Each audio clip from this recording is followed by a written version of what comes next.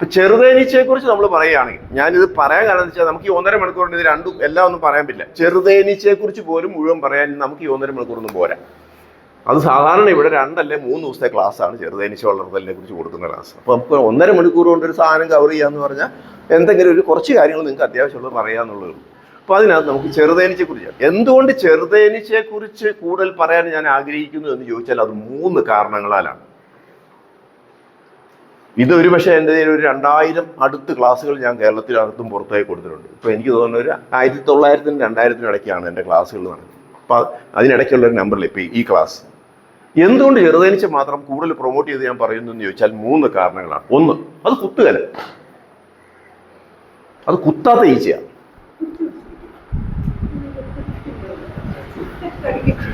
കുത്തുകല പക്ഷേ ഉണ്ട് അല്ലേ, അതിനെ പരിഹാരം നമുക്ക് ചെയ്യാത്തേ ഉള്ളൂ. കടിക്കും, രണ്ടും രണ്ടാണ്. കുത്തുക എന്ന് പറയുന്നതും കടിക്കുക എന്ന് പറയുന്നതും രണ്ടാണ്. പാറ്റ കരളും കടിച്ചെടുക്കും ഒരു സാധനം, അതുപോലെ കടിക്കാൻ വേണ്ട പല്ലുകൾ ഇവയ്ക്കുണ്ട്. മൻഡിബിൾ എന്ന് പറയും, വായുടെ അവിടെ ഇങ്ങനെ ചെറിയ പല്ല് പോലത്തെ സാധനം. അത് ഉപയോഗിച്ചാണ് ഈ പാറ്റ കരളുന്നതും ചെറുതേനീച്ച കടിക്കുന്നതും. പാറ്റയുടെ 1000-1 പോലും വലിപ്പമില്ലാത്ത ഈ സാധു ജീവി അല്ലെ കൊതുകിനോളം പോകുന്ന ഈ പ്രാണി നമ്മളെ കടിച്ചാൽ, അത് കണ്ണിനകത്ത് കടിച്ചാൽ പോലും മുറിപ്പെടുത്താനൊന്നും പറ്റിയല്ല. നമ്മുടെ കണ്ണിനകത്ത് കയറി ഇത് കടിച്ചെന്ന് കരുതി നമുക്ക് മുറിവൊന്നും ഉണ്ടായാൽ പിന്നെ എന്തുണ്ടാവും? നേരത്തെ പറഞ്ഞ ഒരു ഇക്കിളിപ്പെടുത്തൽ ഉണ്ടാവും, ഒരു ഇറിറ്റേഷൻ. അതെന്ത് ചെയ്യും? അത് കണ്ണിൽ കയറി, ചെവി കയറും, മൂക്കിൽ കയറും, നമ്മുടെ മുടിക്കിടയിലും രോമങ്ങൾക്കിടയിലെല്ലാം കയറി അതെല്ലാം അതിൽ നടക്കും. അതുണ്ടാക്കുന്ന ഒരു അസ്വസ്ഥത, ആ ഇക്കിളിപ്പെടുത്തൽ. ഈ ഇക്കിളിപ്പെടുത്തലിനെ ചെറുത്തു നിൽക്കാൻ ആവശ്യമായ മാനസിക ധൈര്യം നിങ്ങൾക്കുണ്ടെങ്കിൽ അതങ്ങനെ അങ്ങ് നടന്നോട്ടെ എന്ന് നമ്മൾ വിചാരിക്കാൻ നിൽക്കുക. നമ്മൾ കണ്ടില്ലേ ചില പിള്ളേർ നമ്മുടെ കാലിനകത്ത് നമ്മൾ മാന്തി കഴിഞ്ഞാൽ ആദ്യം നമുക്ക് വലിക്കും, പിന്നെ നമ്മൾ നീ വലിച്ചോളാന്ന് പറഞ്ഞാൽ അങ്ങ് ഇരിക്കാം. ഒന്ന് ബലം, നമുക്കൊരു ഇറിറ്റേഷൻ ഉണ്ട്, പക്ഷെ നമ്മളങ്ങ് ബലം പിടിച്ചിരുന്നാൽ ഒന്നുമില്ല, അത്രേ ഉള്ളൂ. അതാണ് ഈ ഇക്കിളിപ്പെടുത്തലിനെ ചെറുത്ത് നിൽക്കാനുള്ള മനസാന്നിധ്യം ആർജിക്കാൻ നിങ്ങൾക്ക് കഴിഞ്ഞാൽ ഒരുവിധ ആവരണങ്ങളുടെയും സഹായം ഇല്ലാതെ ചെറുതേനീച്ച നിങ്ങൾക്ക് കൈകാര്യം. എനിക്കത് പറ്റും. അത് നമുക്ക് ഈച്ച കയറിയൊന്നുമില്ല, നമുക്ക് അറിയാവുന്നതുകൊണ്ട് നമുക്ക് പ്രശ്നമില്ല. ചെവിയിൽ കയറി അണിച്ചു കഴിയുമ്പോൾ അതിൽ തന്നെത്താൻ ഇറങ്ങിപ്പോകും. തൂത്താലോ അത് ചത്തു. അതാണ് എൻ്റെ സങ്കടം. തൂത്താലോ അത് ചത്തു. അപ്പോൾ അത് നമ്മുടെ ഒരു തുള്ളി തേൻ നമുക്ക് നഷ്ടാവുന്നു എന്നുള്ളതാണ്. അതിനൊന്നും ചെയ്യേണ്ട, അതങ്ങ് പൊക്കോളും. ഇനി അത് ഭയങ്കരമായ അസ്വസ്ഥതയാണ് നിങ്ങളിൽ ഉണ്ടാക്കുന്നതെങ്കിൽ ഒരു വെയിൽ, ഒരു മുഖ ആവരണം നമ്മൾ ഉപയോഗിക്കേണ്ട കാര്യമുള്ളൂ. അതോടെ തീർന്നു. ഒരു ഫുൾ സ്ലീവ് ഷർട്ടും ഒരു മുഖാവരണം ഇട്ട് നമ്മളത് കഴിക്കുകയില്ല. അപ്പം നിരുപദ്രവകാരിയായ ഒരു തേനീച്ചയാണ്. അതുകൊണ്ട് നമ്മൾ ഇതിനെ സ്റ്റിങ്ലെസ് ബി എന്നാണ് വിളിക്കുക. സ്റ്റിങ്ലെസ് ബി എന്ന് പറഞ്ഞാൽ കുത്താത്ത ഈച്ച എന്നാണ് അർത്ഥം. തേനീച്ച എന്ന് നമ്മൾ കേൾക്കുമ്പോൾ നമ്മുടെ മനസ്സിൽ ആദ്യം വരുന്ന പ്രശ്നം ഭയമാണ്. തേൻ എല്ലാവർക്കും നമുക്ക് ഇഷ്ടമാണ്, പക്ഷെ തേനീച്ച ആർക്കും ഇഷ്ടമല്ല. തേൻ നമുക്ക് ഇഷ്ടമാണ് എല്ലാവർക്കും, പക്ഷെ തേനീച്ച നമുക്ക് ഭയമാണ്. കാരണം അത് വീട്ടിൽ വന്നു കഴിഞ്ഞാൽ നമ്മൾ പിള്ളേരെ കുത്തും, അത് ജീവികളെ, നമ്മുടെ മൃഗങ്ങളെ കുത്തും എന്നുള്ള പേടിയാണ്. നമ്മൾ അതിനെ തുരത്താൻ വേണ്ട എല്ലാ പണിയും നോക്കും. അപ്പൊ ചെറുതേനീച്ചയെ സംബന്ധിച്ചത് കുത്താത്ത ഈച്ചയാണ്. അതുകൊണ്ട് നമുക്ക് എന്നാ ഗുണം? സ്ത്രീകളാവട്ടെ, കുട്ടികളാവട്ടെ, പ്രായം ചെന്നവരാവട്ടെ, ഭാഗികമായി വികലാംഗത്വം ഉള്ളവരാവട്ടെ, ആർക്കും ഇതിനെ അനായാസം വളർത്താം. ആർക്കും വളർത്താം. കുത്താത്ത ഈച്ചയാണ്. അതുകൊണ്ട് നമുക്കിത് ആർക്കും ഇതിനെ വളർത്താം. ഇതിനെ വളർത്തുന്ന കലയുടെ പേര് മെല്ലിപ്പോണി കൾച്ചർ എന്നാണ്. മെല്ലിപ്പോണി കൾച്ചർ എന്നാണ്. നിർഭാഗ്യം എന്ന് പറയട്ടെ, അങ്ങനെ ഒരു പേര് നമ്മുടെ കേരളത്തിൽ സാധാരണ ജനങ്ങൾക്ക് ആർക്കും അറിയത്തില്ല. സാധാരണ ജനങ്ങൾ നല്ല ബയോളജി പഠിക്കുന്നവരെയൊന്നും കേൾക്കേണ്ട, അതും കേട്ടിട്ടില്ല. നേരെ പറയാമല്ലോ, കൃഷി വകുപ്പിൽ ചോദിച്ചാൽ അവർക്ക് അറിയില്ല. അഗ്രികൾച്ചറൽ യൂണിവേഴ്സിറ്റി തൃശ്ശൂർ പോയി ഞാൻ ക്ലാസ് എടുത്തപ്പോൾ അവിടെയോട് ചോദിച്ചത് എന്താണ് ചെറുതേനീച്ച വളർത്തുന്ന കലയുടെ പേരെന്താണെന്ന് ചോദിച്ചാൽ ബീ കീപ്പിംഗ് എന്ന് അവർക്കും പറയാൻ പറ്റുള്ളൂ. അപ്പം നമ്മുടെ നാട്ടിൽ ഇതിന് ആരും പ്രാധാന്യം കൊടുത്തിട്ടില്ല എന്നുള്ളതുകൊണ്ടാണ് ഈ പേര് നമ്മൾ പഠിക്കാൻ പോയത്. സെറികൾച്ചർ നിങ്ങൾ കേട്ടിട്ടില്ലേ? എവിടെയോ കേട്ടിട്ടുണ്ട്, എന്നാന്നറിയാം, ചിലർക്കറിയാം, ചിലർക്ക് അറിയത്തില്ലല്ലോ. അങ്ങനെ ഒരു പേര് കേട്ടിട്ടുണ്ട്. ഏത് നമ്മൾ ഒരിക്കലും ചെയ്യാത്തൊരു സാധനം അത് സെറികൾച്ചർ. ഏത് പട്ടുനൂൽ പുഴുവിനെ വളർത്തുന്നത്. അപ്പം നമ്മൾ അറിയുന്നത് എന്തുകൊണ്ടാണ്? നമ്മൾ പഠിച്ചിട്ടുണ്ട്. അതുകൊണ്ട് നമ്മൾ പഠിച്ചിട്ടുണ്ട്, വായിച്ചിട്ടുണ്ട്. ചെറുതേനീച്ചയ്ക്ക് മെല്ലിപ്പോണി കൾച്ചർ എന്നുള്ളൊരു പേര് നമ്മൾ ഒരിടത്തും വായിച്ചിട്ടുമില്ല, പഠിച്ചിട്ടുമില്ല, പഠിപ്പിച്ചിട്ടുമില്ല. അപ്പോൾ അതുകൊണ്ട് നമ്മൾ കേട്ടിട്ടുമില്ല. നമ്മൾ വിചാരിക്കുന്നത് ലോകത്ത് എല്ലായിടത്തും തന്നെ അല്ല. നിങ്ങൾ പാപ്പുവ ന്യൂ ഗിനിയയിൽ ചെന്നാലും, ബ്രസീലിൽ ചെന്നാലും, ഓസ്ട്രേലിയയിൽ ചെന്നാലും, വടക്കേ അമേരിക്കൻ രാജ്യങ്ങളിൽ എവിടെ ചെന്നേച്ച് ചോദിച്ചാലും അവർക്കറിയാം. പിള്ളേരോട് ചോദിച്ചാലും അവർ പറയും ചെറുതേനീച്ച വളർത്തുന്ന കലയുടെ പേര് മെല്ലിപ്പോണി കൾച്ചർ എന്ന്. മായൻ സംസ്കാരത്തിന്റെ കാലം മുതൽ അവിടെ ഇതുണ്ട്, വ്യാവസായികമായിട്ടുണ്ട്, പ്രാധാന്യം കൊടുത്ത് തന്നെ അവരതിനെ വളർത്തുന്നുണ്ട്. നമ്മുടെ നാട്ടിൽ ഇതിനാരും അങ്ങനെ വലിയ പ്രാധാന്യം ഒന്നും കൊടുത്തില്ല. സമീപകാലത്താണ് ആരെങ്കിലുമൊക്കെ ഇത് വരുന്നത്. ചെറുതേനീച്ചയുടെ റാണി ഈച്ചയ്ക്ക് പറക്കാൻ കഴിയില്ല, അതുകൊണ്ട് അത് പോകത്തെ. നിങ്ങളതിന് നിങ്ങളുടെ സ്വിച്ച് ബോർഡിനകത്ത് വന്ന് ചെറുതേനീച്ച വന്ന് കൂടിനകത്ത് കയറി കഴിഞ്ഞപ്പോൾ നിങ്ങൾ വിചാരിച്ചു ഇത് വയറിനെല്ലാം കേടാക്കും, പശയെല്ലാം തേച്ച് കഴിഞ്ഞാൽ എൻ്റെ കറണ്ടിന് പ്രശ്നമാകുന്നതുകൊണ്ട് നിങ്ങൾ അതിന് എന്തെല്ലാം ചെയ്തു? പണ്ടാണെങ്കിൽ DDT വാരി ഇട്ടു, പിന്നെ അതിനെ നമ്മൾ ഡീസൽ ഒഴിച്ച് നോക്കി, മണ്ണെണ്ണ ഒഴിച്ച് നോക്കി, കത്തിച്ച് നോക്കി. ഇതെല്ലാം കഴിഞ്ഞിട്ട് ഇപ്പോഴാണ് ഹീറ്റ് ഒഴിച്ച് നോക്കി. ഈ പണിയെല്ലാം പണിതിട്ടും ഈച്ച സ്വിച്ച് ബോർഡിനകത്ത് കാണും. കാരണം എന്താ? നിങ്ങളിതെല്ലാം ചെയ്തപ്പോൾ ഈച്ചയ്ക്ക് ശ്വാസം മുട്ടിയിട്ടുണ്ട്, പോകാൻ നോക്കിയിട്ടുണ്ട്, കുറേ എണ്ണം ചത്തു പോയിട്ടുണ്ട്. പക്ഷെ പോകാൻ അതിന് ഗതിയില്ല. കാരണം എന്താ? റാണിക്ക് പറക്കത്തില്ല. റാണി ഉണ്ടെങ്കിൽ അതിന് പോയിട്ട് കാര്യമുള്ളൂ. അപ്പോൾ അതിന് പോകാൻ ഗത്യന്തരമില്ലാത്തത് കൊണ്ടുള്ള നിസ്സഹായ അവസ്ഥയിൽ അതവിടെ ഇരിക്കുന്നതാണ്. അപ്പോൾ കുറേ ഈച്ചയെങ്കിലും റാണി എവിടെ ഉണ്ടെങ്കിൽ അത് വീണ്ടും പെരുകി വരും. അത്രേ. അതാണ് ഇതിൻ്റെ കാരണം. അപ്പോൾ അതാണ് അതിൻ്റെ ശാസ്ത്രീയ കാരണം. ചെറുതേനീച്ച. അപ്പോൾ നിങ്ങൾ ചോദിക്കും, ചെറുതേനീച്ചയുടെ റാണിച്ചയ്ക്ക് പറക്കാൻ മേലെ പിന്നെ എങ്ങനെയാണ്? ആ സംശയം അവിടെ ഇരുന്നോട്ട് ഞാൻ എപ്പോഴെങ്കിലും സമയം കിട്ടുകയാണെങ്കിൽ പറഞ്ഞുതരാം. എന്തായാലും ഒന്ന് ഓർത്തുള്ള, ചെറുതേനീച്ചയുടെ റാണീച്ചയുടെ മെച്ചുറായ മുട്ടയിടുന്ന പ്രായപൂർത്തി എത്തിയ റാണീച്ചയ്ക്ക് പറക്കാനുള്ള കഴിവ് ഇല്ല. അപ്പം അത് പറക്കാൻ അതിന് കഴിയാത്തതുകൊണ്ടാണ് അത് പോകാത്തത്. അപ്പോൾ രണ്ടാമത്തെ ഇതിനുള്ള ഉത്തരവും നമ്മൾ പറഞ്ഞു. അതിൻ്റെ സ്ഥിരമായിട്ട് അവിടെ ഇരിക്കുന്നതിൻ്റെ കൂട് ഉപേക്ഷിച്ച് പോകാത്തതിനാണ്. 3, ചെറുതേനീച്ച വളർത്താൻ തീരെ ചെലവ് കുറവാണ്. നിങ്ങൾ വൻതേനീച്ചയെ വളർത്തണമെങ്കിൽ ഒരു കൂടിന് ശരാശരി 2500 രൂപയെങ്കിലും ചെലവ് വരും. അതിൻ്റെ പെട്ടി, അതിനോടനുബന്ധമായിട്ടുള്ള എക്സ്ട്രാക്ടർ, അതിനോടനുബന്ധമായിട്ടുള്ള കത്തി, സ്മോക്കർ സാധനങ്ങളൊക്കെ വരുമ്പോൾ ചുരുങ്ങിയത് ഒരു 2500. എന്നാൽ 10 കൂട് നിങ്ങൾ വളർത്തണമെങ്കിൽ നിങ്ങൾക്ക് 4,00,000 രൂപയുടെ മുടക്ക് വരും. അത്രയും തുക മുടക്കിയിട്ട് ഈച്ച പറന്നോട് പോയി കഴിഞ്ഞാൽ നമുക്കത് നഷ്ടമായി വരും. ചെറുതേനീച്ചയെ സംബന്ധിച്ച് അതങ്ങനെ കാര്യമായ ചെലവില്ലാത്ത ഒരു കൃഷിയാണ്. എന്തുകൊണ്ടാണ് ചെറുതേനീച്ചയെ വളർത്തുന്നതിന് അത്ര ചെലവില്ലാത്തത്? വൻതേനീച്ചയെ വളർത്തുമ്പോൾ അതിന് ചുരുങ്ങിയതൊരു പെട്ടിയെങ്കിലും നമുക്ക് ആവശ്യമുണ്ട്. പെട്ടി സ്റ്റാൻഡർഡൈസ്ഡ് ആണത്. അതായത് കൃത്യമായ നിയതമായ അളവുകളുള്ള കൂടുകളിലേ വൻതേനീച്ച ഇരിക്കുള്ളൂ. നിങ്ങൾക്ക് എന്തെങ്കിലും ഒരു സാധനം ഉണ്ടാക്കി അതിനകത്ത് ഇരിക്കാൻ പറ്റില്ല. അതായത് കൃത്യ അളവുണ്ട്. അളവ് തെറ്റാനും പാടില്ല. അതിനകത്തൊരു 1 സെന്റിമീറ്ററിന്റെ മാറ്റം വന്നാൽ തേനീച്ച കർഷകർക്കറിയാൻ അതിന് ഒത്തിരി പ്രശ്നമുണ്ട്. ഈ റീപ്പർ എടുത്ത് അപ്പുറത്തെ പെട്ടിക്കൊണ്ടിൽ അത് ഇറങ്ങാതെ വരും, അല്ലെങ്കിൽ ടൈറ്റ് ആവും, കുത്തുമേടിക്കും, പ്രശ്നമാവും. അപ്പം എല്ലാം ഒരേ അളവിലുള്ള സൈസ് പെട്ടികൾ വേണം നമ്മളവിടെ ഡിസൈൻ ചെയ്തെടുക്കാനായിട്ട്. അതാണ് അതിൻ്റെ പ്രശ്നം. അപ്പം അതുകൊണ്ട് അവിടെ പെട്ടികൾക്ക് കൃത്യതയുണ്ട്, സ്റ്റാൻഡർഡൈസ്ഡ് ആണ്, കൃത്യമായ അളവുകൾ, നിയതമായ അളവുകൾ അവിടെയുണ്ട്. അതിന് നല്ല ചെലവും വരും. അത് ചെറുതേനീച്ചയുടെ ഒരു പെട്ടി എന്ന് പറയുന്നത് തന്നെ ചുരുങ്ങിയത് ഒരു 800 മുതൽ 2000 വരെ അതിൻ്റെ പെട്ടിക്ക് വില വരും. അത് ഉപയോഗിക്കുന്ന തടിയും പണിതിരിക്കുന്നതിൻ്റെ ഫിനിഷിംഗ് ഒക്കെ അനുസരിച്ചുള്ള വ്യത്യാസമാണ് ഞാൻ പറഞ്ഞു. എന്നാൽ ചെറുതേനീച്ചയെ സംബന്ധിച്ച് അതിൻ്റെ കൂടിന് കാര്യമായ ചിലവൊന്നുമില്ല. ഇല്ലാത്തതിൻ്റെ കാരണം എന്താ? അത് എന്തിനകത്തും ഇരിക്കും എന്നുള്ളതാണ് അതിൻ്റെ ചിലവില്ലാത്തതിൻ്റെ കാരണം. എന്തിനകത്തിരിക്കും? നിങ്ങൾക്ക് 4 പലക കൂട്ടി അടിച്ചാൽ ഒരു പെട്ടി മതി. അളവൊന്നും പ്രശ്നമില്ല. നിങ്ങൾ ഒരു ഇത് എങ്ങനെയും ഉണ്ടാക്കിയെടുത്താൽ അവിടെ ഇരുന്നോളൂ. ഒരു പൊട്ടിയ കഞ്ഞിക്കലം ഉണ്ടെങ്കിൽ അത് അതിനകത്ത് ഇരുന്നോളൂ. ഒരു ചട്ടി, പരന്ന ഒരു ചട്ടി പോയി അതിനൊരു പലക ഇട്ട് വെച്ചാൽ അത് അവിടെ ഇരുന്നോളൂ. പണ്ട് നമ്മൾ പൂച്ചട്ടിയായിട്ട് വെച്ചിരുന്ന ചട്ടികൾ അവിടെ ഇരിപ്പുണ്ട്. ഇപ്പം ചെടി വളർത്തുന്ന കമ്പൊക്കെ നമുക്ക് പോയി. ആ മണ്ണെല്ലാം കളഞ്ഞിട്ട് കഴുകി എടുത്തിട്ട് അതിനൊരു പലക കൊണ്ട് അടച്ച് വെച്ചാൽ അതിനകത്ത് ഈച്ച പിടിച്ച് വെച്ചാൽ അത് അവിടെ ഇരുന്നോളൂ. ഒരു ആസ്പെറ്റോസ് പൈപ്പോ ഒരു PVCയുടെ പൈപ്പോ അതിനകത്ത് അത് ഇരുന്നോളൂ. ഒരു മുളയുടെ തണ്ട്, ഇനി അത് വില കൊടുത്ത് വാങ്ങിയാൽ പോലും ഒരു മുളയ്ക്ക് മൊത്തം വാങ്ങിയാൽ 300 രൂപ വില വരുന്നുള്ളൂ. അതിന് നമ്മൾ മുറിച്ചാൽ അത് 30 കഷ്ണം നമുക്ക് കിട്ടും. 10 രൂപയെ നമുക്കൊരു കൂടിന് ശരാശരി ചിലവ് വരും. നന്നായിട്ട് ഈച്ച വളർന്നോളൂ. ഇപ്പോൾ ഒരു മുളയുടെ തണ്ടോ വേണ്ട, തേങ്ങ ചരണ്ടിയിട്ട് നിങ്ങൾ എറിഞ്ഞ് കളയുന്ന ചിരട്ടയുണ്ടല്ലോ, ആ ചിരട്ട ഒന്നിനു മേളിൽ ഒന്നായിട്ട് നമ്മൾ കുമള പോലെ അങ്ങനെ അടിക്കൊരു ഉറിയലോട്ട് വെച്ചിട്ട് ഈച്ച വളർത്തിയാലും ചെറുതേനീച്ച നന്നായിട്ട് വളരും. ഈ വെള്ളിയാമറ്റത്ത് 10-60 കൂടുള്ളവരുണ്ട്. അല്ലെങ്കിൽ കടമ്പനിട്ട, പത്തനംതിട്ട ജില്ലയിലേക്ക് കടമ്പനിട്ടയിൽ 100-200 കൂടുകൾ തന്നെ, ചിരട്ടക്കൂടുകൾ തന്നെ വളർത്തുന്ന ആൾക്കാരുണ്ട്. ഇപ്പം ഞാൻ പറഞ്ഞു വന്നത് 5 പൈസ മുടക്കില്ലാതെ നമുക്ക് ചെറുതേനീച്ച വളർത്താൻ പറ്റും. അതുകൊണ്ടാണ് ഞാൻ പറഞ്ഞത് അതൊരു 0 ബഡ്ജറ്റ് ഫാമിംഗ് ആണ്.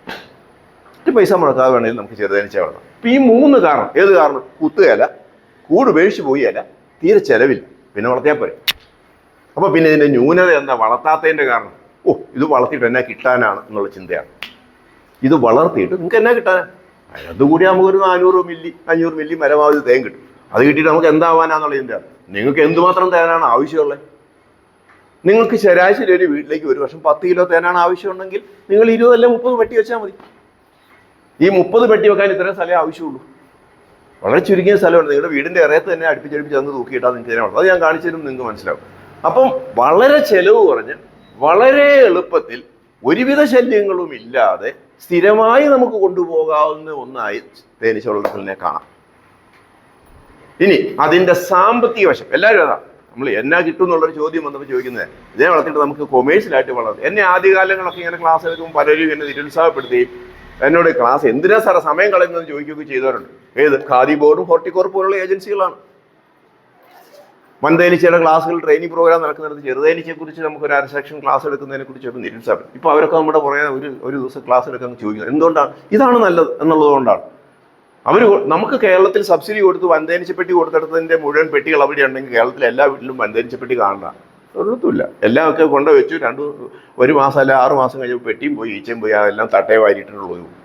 കേരളത്തിൽ വിരലിൽ എണ്ണാവുന്നവരെ തദ്ദേശീയർ, അതായത് കേരളീയർ വൻതേനീച്ചയെ വ്യാപകമായി വളർത്തുന്നുള്ളൂ. ഒരു ജില്ലയിൽ ഒരു 2-3 പേര് കാണും, അത്രേ ഉള്ളൂ.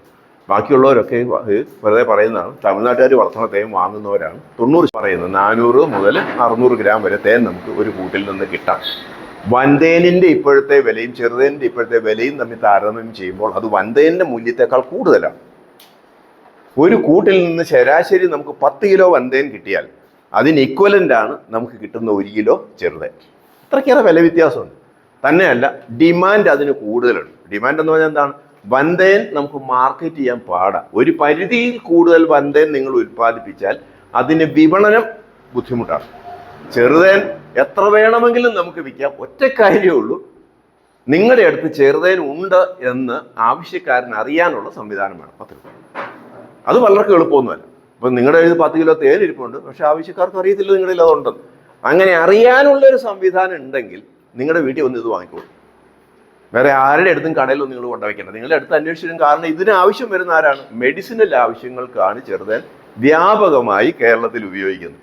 അങ്ങനെ മെഡിസിനൽ ആവശ്യങ്ങൾക്ക് നമ്മളിത് വ്യാപകമായി ഉപയോഗിക്കേണ്ടി വരുമ്പോൾ അതിന് നമുക്ക് പരിധിയൊന്നുമില്ല. ഒരു മരുന്ന് അന്വേഷിച്ച് നമ്മൾ എവിടെയും പോകും. അതാണ് എൻ്റെ കാരണം.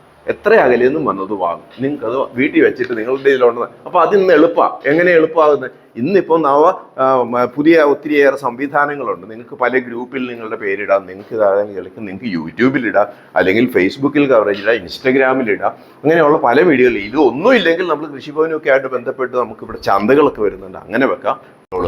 ഇതാണ് ചെറുതേനീച്ചക്കൂട്ടിലെ റാണി ഈച്ച. ഇതിൻ്റെ ശരീരം വളരെ വലുതാണ്, ചിറക് തീരെ ശോഷിച്ചതാണ്. അതുകൊണ്ടാണ് ഇതിന് പറക്കാൻ ബുദ്ധിമുട്ടാണ്, അല്ലെ പറക്കില്ല എന്ന് ഞാൻ പറഞ്ഞതിൻ്റെ കാരണം. എങ്ങനെയാണ് ഒരു കൂട്ടിൽ ഒറ്റയ്ക്ക് ഒരു റാണി ഉണ്ടാവുക? അതിൻ്റെ രസം, ജനിതകമായി വേലക്കാരി ഈച്ചയും റാണി ഈച്ചയും തമ്മിൽ ഒരു വ്യത്യാസമില്ല. ജനിതകമായി വേലക്കാരി ഈച്ചയും റാണി ഈച്ചയും തമ്മിൽ ഒരു വ്യത്യാസമില്ല എന്ന് പറഞ്ഞാൽ എന്താ അർത്ഥം? കുറച്ചുകൂടി സിമ്പിളായിട്ട് പറഞ്ഞാൽ, വേലക്കാരി ആവേണ്ട ഒരു മുട്ടയിൽ നിന്ന് തന്നെയാണ് റാണി ഉണ്ടായത്. വേലക്കാരി ആവാൻ വേണ്ടി ഇട്ട് വെച്ചിരിക്കുന്ന ഒരു മുട്ടയിൽ നിന്നാണ് അവരതിനെ റാണിയെ ഉണ്ടാക്കുന്നത്, അത് ഉണ്ടാക്കിയെടുക്കുന്നത്. എങ്ങനെയാ അതിന് കൂടുതൽ തീറ്റ കൊടുക്കും. 100 കണക്കിന് വേലക്കാരി ഈച്ച വിരിയാനുള്ള മുട്ട ഇതിനകത്തുണ്ടെങ്കിൽ അതിനകത്ത് 1, 2, 3 എണ്ണത്തിന് അവർ തെരഞ്ഞെടുത്തിട്ട് അതിൽ നിന്ന് വിരിയേണ്ട കുഞ്ഞിന് കൂടുതൽ തീറ്റ കൊടുക്കും. ആ കൂടുതൽ തീറ്റ കിട്ടുന്നതുകൊണ്ടാണ് അത് റാണിയാവുന്നത്. അപ്പം അത് കൂടിനകത്തെ വേലക്കാരി ഈച്ചകൾ തീരുമാനിക്കുന്ന ഒരു കാര്യമാണ്. അപ്പോൾ ഒരു ചോദ്യമുണ്ട്, തേനീച്ചയുടെ തീറ്റ എന്നതാണ്. തേനീച്ചയുടെ തീറ്റ എന്ന് പറയുന്നത് പൂമ്പൊടിയും തേനുമാണ് തേനീച്ചയുടെ തീറ്റ. തേൻ എന്ന് പറയുന്നത് അത് ചെടികളിൽ നിന്ന് എടുത്തു കൊണ്ടുവന്നിട്ട് പക്വമാക്കി എടുക്കുന്ന വസ്തുവാണ് തേൻ. പൂമ്പൊടി എന്ന് പറയുന്നത് പൂവിൽ നിന്ന് അതിൻ്റെ കാലെ തോണ്ടി എടുത്തുകൊണ്ട് വരുന്ന സാധനമാണ്. തേൻ അതിൻ്റെ അന്നജ ആഹാരമാണ്. എന്ന് പറഞ്ഞാൽ എന്താണ്? നമ്മൾ ചോറ് തിന്നുന്ന പോലെയാണ്. അന്നജം കിട്ടുന്നതിന് വേണ്ടിയിട്ടുള്ള കാർബോഹൈഡ്രേറ്റ് ഫുഡാണ് അതിനെ സംബന്ധിച്ചിടത്തോളം തേന്. ഊർജ്ജം കിട്ടാൻ നമ്മൾ ചോറ് തിന്നുന്നത് നമ്മൾ എന്തിനാണ്? നമുക്ക് ഊർജ്ജം കിട്ടാൻ, ജോലി ചെയ്യാനുള്ള എനർജി നമുക്ക് കിട്ടണം അതിന്. എന്നാൽ വളർച്ചയ്ക്ക് ആവശ്യമായിട്ട് നമ്മൾ എന്നാ ചെയ്യുന്നത്? പ്രോട്ടീനാണ് കഴിക്കുന്നത്, മാംസ്യാഹാരമാണ് കഴിക്കുന്നത്. നമ്മൾ ഇറച്ചി, മീന്, മുട്ട, പയറുവർഗ്ഗങ്ങളൊക്കെ തിന്നുന്നത് വളരാൻ വേണ്ടിയിട്ടാണ്. തേനീച്ചയുടെ വളരുന്നതിന് വേണ്ടിയിട്ടുള്ള സാധനമാണ് പൂമ്പൊടി. അതതിൻ്റെ പ്രോട്ടീൻ ഫുഡ്. അപ്പോൾ കാലയിൽ തോണ്ടി വരുന്ന ഖരാവസ്ഥയിലുള്ള പൂമ്പൊടി അതിൻ്റെ വളർച്ചയ്ക്ക് ആവശ്യമായ ഭക്ഷണവും അതിൻ്റെ ഊർജത്തിന് ആവശ്യമായ തേനും, ഇത് രണ്ടോടെ കൂടിയാണ് തേനീച്ച കഴിക്കുന്നത്. അപ്പോൾ പൂമ്പൊടി അല്പം എടുത്ത് തേനിൽ ചാലിച്ചിട്ടാണ് അത് സ്വയം തിന്നുന്നതും കുഞ്ഞുങ്ങൾക്ക് തിന്നാൻ കൊടുക്കുന്നതും. ഇതിന് ബീ ബ്രെഡ് എന്ന് പറയും, തേനീച്ച റൊട്ടി എന്ന് നമുക്ക് പറയാം. തേനീച്ചയുടെ റൊട്ടിയാണത്, അതാണ് അതിൻ്റെ തീറ്റ. ഇത് രണ്ടും കൂടാതെ ഇളം പ്രായത്തിലുള്ള വേലക്കാരി ഈച്ചയുടെ തലയിലുള്ള ചില ഗ്രന്ഥികളുണ്ട്. അതിൽ നിന്ന് ഒഴുകി വരുന്ന ഒരു സ്രവം, അതിന് റോയൽ ജെല്ലി എന്നാ പറയാം. രാജഭോജനോ രാജ്ഞി ഭോജനോ എന്ന് നമുക്ക് മലയാളത്തിൽ പറയാം. ഇതതിൻ്റെ ഇളം പ്രായത്തിലുള്ള വേലക്കാരി ഈച്ചയുടെ തലയിൽ നിന്ന് ഒഴുകി കിട്ടുന്ന ഒരു സാധനം. അതും ഈ കുഞ്ഞുങ്ങൾക്ക് തിരിച്ചു കൊടുക്കുന്നുണ്ട്. പക്ഷെ റാണി ആവേണ്ട അവർക്ക് കുറച്ച് കൊടുക്കും, കൂടുതൽ അളവ് കൊടുക്കും. അപ്പോൾ അത് കഴിക്കുന്നത് കൊണ്ടാണ് അത് റാണിയായി പരിണമിക്കുന്നത്. ഇപ്പോൾ വേലക്കാരിയായി ഈ ചാവാനിരുന്ന ഒന്നിനെ, ആ കുഞ്ഞിനെ കൂടുതൽ തീറ്റ കൊടുത്ത് അവരെ ആരാക്കിയെടുത്തു? റാണിയാക്കിയെടുത്തു. റാണി ആക്കിയതുകൊണ്ട് അതിന് കിട്ടിയ ഗുണം എന്താണ്? വലിപ്പം കൂടി, അതിൻ്റെ സൗന്ദര്യം കൂടി. മറ്റേ പോലെ കറുത്തിട്ടൊന്നും അല്ലായിരിക്കും, നല്ല റെഡ് വൈൻ കളറാണ് അതിനുള്ളത്. സൗന്ദര്യം കൂടി, വലിയ ഉദരം അതിനുണ്ടായി, മുട്ടയിടാനുള്ള കഴിവ് അതിനുണ്ടായി. മുട്ടയിടാനുള്ള കഴിവ് അതിനുണ്ടായത് നല്ല വിലക്കരിച്ചിക്ക് മുട്ടയിടാനുള്ള കഴിവില്ല, ഇതിനെ മുട്ടയിടാനുള്ള കഴിവുള്ളൂ. മുട്ടയിടാനുള്ള കഴിവെന്ന് കേട്ടാൽ നമ്മൾ വിചാരിക്കും കോഴി മുട്ടയിടണ പോലെ പല്ലി മുട്ടയിടണ പോലെയാണെന്ന് കരുതിയാൽ തെറ്റി. ഇതൊരു അപാരമായ മുട്ടയിടിയില്ല. എന്നാൽ ഈ അപാരമായ മുട്ടയിടിയിൽ സാഹചര്യം അനുകൂലമാണെങ്കിൽ 1500 മുട്ട വരെ ഒരു വൻതേനിച്ച് ഒരു കൂട്ടിൽ ഒരു ദിവസം ഇടും. ചെറുതേനിച്ച് അത്രയില്ല, ഒരു ദിവസം അത് കൂട്ടോ. അപ്പോൾ ഒരു ദിവസം എന്ന് പറഞ്ഞാൽ 24 മണിക്കൂർ 24 മണിക്കൂറല്ലേ ഒരു ദിവസം ഉള്ളൂ. 24 മണിക്കൂറിനകത്ത് 1500 മുട്ട ഇടണമെങ്കിൽ അത് എന്ത് ചെയ്യും? മുട്ട ഇട്ടുകൊണ്ടേയിരിക്കണം. നമ്മൾ ടൈപ്പ് റൈറ്ററിൽ നമ്മൾ ടൈപ്പ് ചെയ്യുമ്പോൾ എങ്ങനെ പോകുന്നു അതേ സ്പീഡിൽ പോയാലേ നമുക്ക് ഇനി 1500 മുട്ട ഇടാൻ പറ്റുള്ളൂ. അതുകൊണ്ടാണ് റാണി ഈച്ചയെ നമ്മൾ എഗ് ലേയിങ് മെഷീൻ എന്നാ വിളിക്കുന്നത്. മുട്ടയിടുന്ന യന്ത്രം. കോടിക്കണക്കിനാണ്. മഴക്കാലത്ത് അത് ഇടുന്നില്ല. വേനൽക്കാലത്ത് സാഹചര്യം വരുവാണെങ്കിൽ ഒരു ഓഗസ്റ്റ്, സെപ്റ്റംബർ, ഒക്ടോബർ, നവംബറാണ് ഏറ്റവും കൂടുതൽ മുട്ടയിടുന്ന സമയം. കോടിക്കണക്കിന് മുട്ടയാണ് ഇത് ഇടുന്നത്. എല്ലാ ദിവസവും ഇടും. നല്ല സീസണിൽ എല്ലാ ദിവസവും ഇടും. നല്ല സീസണിൽ അതാ ഞാൻ പറഞ്ഞ ഒക്ടോബർ, നവംബർ, ഡിസംബർ മുതൽ മാർച്ച് വരെയുള്ള സമയത്ത് അത് ഇത്രയും മുട്ടയിടും. മഴക്കാലാകുമ്പോൾ തീറ്റ കുറയുന്നതുകൊണ്ട് അത് മുട്ടയിടിയിൽ കുറയ്ക്കുന്നതിന്റെ കാരണം ഇത്രയേ ഉള്ളൂ. പിന്നെ കുഞ്ഞുങ്ങൾക്ക് കൊടുക്കാൻ തീറ്റ ഇല്ലാത്തതുകൊണ്ട് മുട്ടയിടിയിൽ കുറയ്ക്കും, അത്രേ ഉള്ളൂ. അപ്പൊ അത് കോടിക്കണക്കിനാണ് മുട്ടയിടുന്നത്. അതുകൊണ്ടാണ് നമ്മളെ മുട്ടയിടുന്ന യന്ത്രം എന്ന് റാണിയെ വിളിക്കുന്നതിന്റെ കാരണം. പടപടപടാന്ന് ഇങ്ങനെ നമുക്കറിയാം, നമുക്ക് നോക്കിയാൽ കാണാം. അത് വൻതേനീച്ചയുടെ കൂടെ എടുത്ത് ആകലെ ഇട്ടാൽ നമ്മൾ എടുത്തോണ്ടിരിക്കുമ്പോൾ തന്നെ മുട്ടയിട്ട് പോകണതാണ്. നമുക്ക് ഓരോ അറയിലേക്ക് അത് പോയി ഇങ്ങനെ മുട്ട ഇട്ടിട്ട് കടന്നു അതുപോലെ മുട്ടയിടും. അതുകൊണ്ടാണ് ഈച്ച അങ്ങനെ കോടിക്കണക്കിന് ഉണ്ടാവുന്നത്. കോടിക്കണക്കിന് ഈച്ച ഉണ്ടാവുന്നത്. അതവിടെ നിൽക്കട്ടെ. അപ്പം അതിന് മുട്ടയിടാനുള്ള കഴിവ് ഉണ്ടാവുന്നത് എന്തുകൊണ്ടാണ്? അപ്പം ഈ റോയൽ ജെല്ലി കഴിച്ചത് കൊണ്ടാണ്. അപ്പൊ ഇതിനെ സംബന്ധിച്ചിടത്തോളം ഈ റോയൽ ജെല്ലി കിട്ടിയതുകൊണ്ട് ഇതിന് മുട്ടയിടാനുള്ള കഴിവുണ്ടായി. ഈ കൂടിനെ മുഴുവൻ നിയന്ത്രിക്കാനുള്ള അപാരമായ ഒരു കഴിവ് അതിനുണ്ടായി. ഈ കൂടിനെ മുഴുവൻ നിയന്ത്രിക്കുന്നത് റാണീച്ച. ആ കഴിവൊക്കെ ഇതിനല്ല. അപ്പം വേലക്കാരി ആവേണ്ട ഒരു ഈച്ചയിൽ നിന്നതായി മാറിയപ്പം ഇതിന് അങ്ങനെയല്ല കഴിവ്. ഇനിയോ ആയുസോ?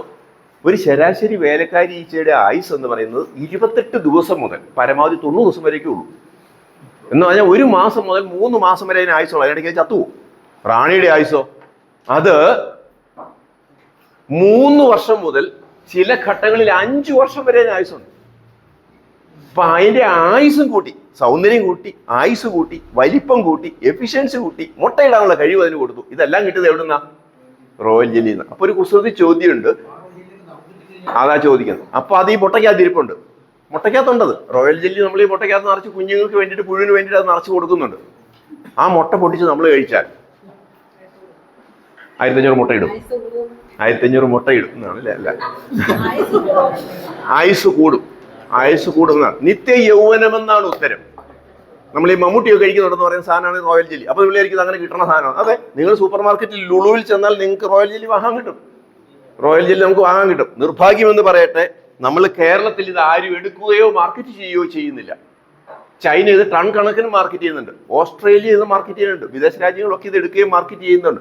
നമ്മുടെ കേരളത്തിൽ ചിറ്റാരിക്കാൽ പോലെയുള്ള പ്രദേശങ്ങളിൽ ചിലർ ഇത് ആരോ എടുക്കുകയൊക്കെ ചെയ്യുന്നുണ്ട്. ചെറിയ എക്സിബിഷനൊക്കെ കണ്ടിട്ടുണ്ട്. പഞ്ചാബ് ലൂധിയാന പ്രദേശത്ത് അവർ ഇങ്ങനെ എക്സിബിഷൻ കൊണ്ടിരുന്നത് ചെറിയ സാഷെ പാക്കറ്റാക്കി വിൽക്കുന്നുണ്ട്. ഒന്നുകൂടെ അറിയാം, തേനീച്ചക്കൂട്ടിൽ നിന്ന് ലഭിക്കാവുന്ന വസ്തുക്കളുടെ, തേനീച്ചക്കൂട്ടിൽ നമുക്ക് പല സാധനം കിട്ടും. തേ മാത്രമൊന്നുമല്ല, പലതും കിട്ടുന്നുണ്ട്. അതിൽ ഏറ്റവും വില കുറഞ്ഞ വസ്തുവാണ് തേൻ.